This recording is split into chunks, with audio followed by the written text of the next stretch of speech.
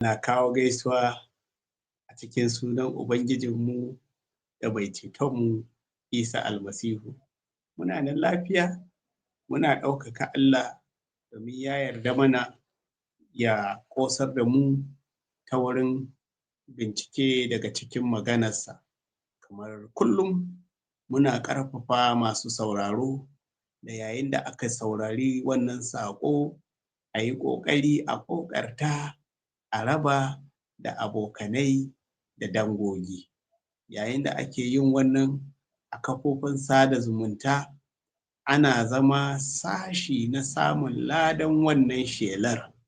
Ubangiji kuwa zai saƙa mana domin yin wannan.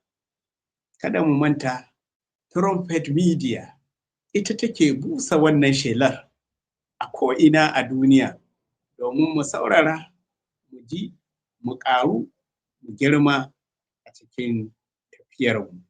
Ubangiji Allah ya yarda mana. Karatunmu yau na samuwa cikin Ezra Sura 8 aya 35 da 36. Ezra Sura 8 aya 35 da 36.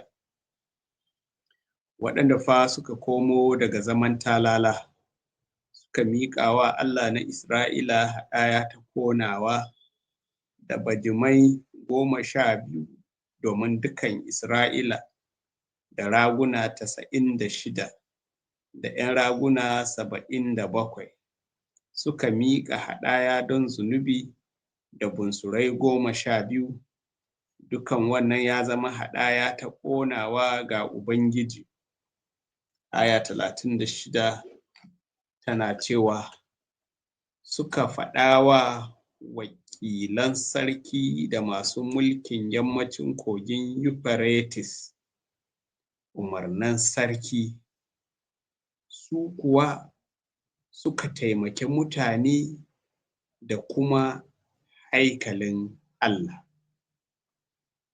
To Allah, mun yi karatu daga cikin kalmominka. Abinda muke roƙo shine ka zurfafa saninmu da fahimtarmu. Ka sa albarku na masu karatu da masu sauraro da bimbinin maganarka ya zama rabonmu. Ni ƙaho ne ka busa domin shelar nan ta kai ga kunnuwar jama'a a faɗin duniyar nan domin su samu tsira da ceto. Na gode domin ka yi wannan, domin na yi roƙon nan da bangaskiya da imani cikin sunan Isa Almasihu mai cetonmu. Amin. Ba za ka rasa ladan kyakkyawan aikinka ba. Ba za ki rasa ladan kyakkyawan aikinki ba. ‘Ya'yan Isra'ila sun yi zaman talala a ƙasar Babila. Lokaci ya yi da Allah ya ji kukansu, Allah ya ji tausayinsu, Allah ya musu jinƙai da rahama, sai ya ɗauko su daga ƙasar bauta ya dawo da su ƙasarsu. Ko da suka dawo sun yi baƙin ciki ganin inda masujada haikali na Ubangiji yake, an rushe shi, haikalin Ubangiji ya zama ƙango. Suka yi kuɗuri da niyya domin su tashi kai tsaye su sake gina wannan haikalin. A yayin da suka yi wannan kuɗuri da niyya na sake gina haikalin nan, sun samu ƙalubalai, amma sun ɗanɗana amincin Allah, domin Allah bai yashe su ba, domin Allah bai bar su ba. Amincin Allah ta tabbata a rayuwarsu ta wurin yin tanadi na dukkan abubuwa da suke buƙata. An yi aikin nan daga farkon aikin nan har zuwa ƙarshen aikin nan da nasara.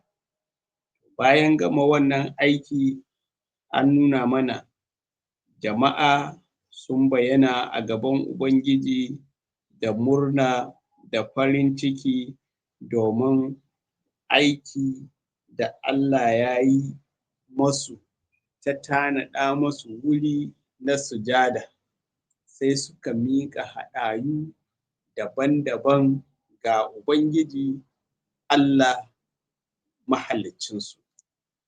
Yau muma muna tafiya, muna cikin tafiya walau ko kana cikin babila a bauta, ko kuwa Allah ya dawo da kai gida domin ka sake gina abin da aka rushe. Abin da ake so ka sani, duk wani wurin da kake ka yi kyakkyawan aiki. Menene kyakkyawan aiki da Isra'ilawa suka yi? Kyakkyawan aiki da suka yi shine sun sake gina haikalin Allah da ya rushe. Littafi mai tsarki a sabuwar alkawari ya nuna mana da cewa jikunanmu haikali ne na Ubangiji. To da jikina, da jikinka, da jikinki nan ne haikalin Ubangiji, mazauni inda Ubangiji Allah ke zaune. Akwai haikula da yawa da suka rushe. Ana buƙata ni in tashi in yi kyakkyawar aiki ta wurin sake gina haikalina da ya rushe, haikalinki da ya rushe, haikalinka da ya rushe, haikalinmu da ya rushe. Abin takaici yau idan ka je waɗansu masujadai za ka gan shi gwanin kyau kamar me an ƙawata shi da duka abubuwa masu ƙawa, amma asalin haikalin wato zukatan a rushe suke. To akwai buƙata mu tashi haikan da ƙairan mu sake giggina waɗannan haikulan da suka rurrushe. Wannan shine kyakkyawan aiki da Allah yake so mu yi, sannan mu miƙa rayuwarmu haɗaya a gare shi. In miƙa rayuwata haɗaya ga Allah, ka miƙa rayuwarka haɗaya ga Allah, ki miƙa rayuwarki haɗaya ga Allah. Dukanmu mu miƙa rayukanmu haɗaya ga Allah.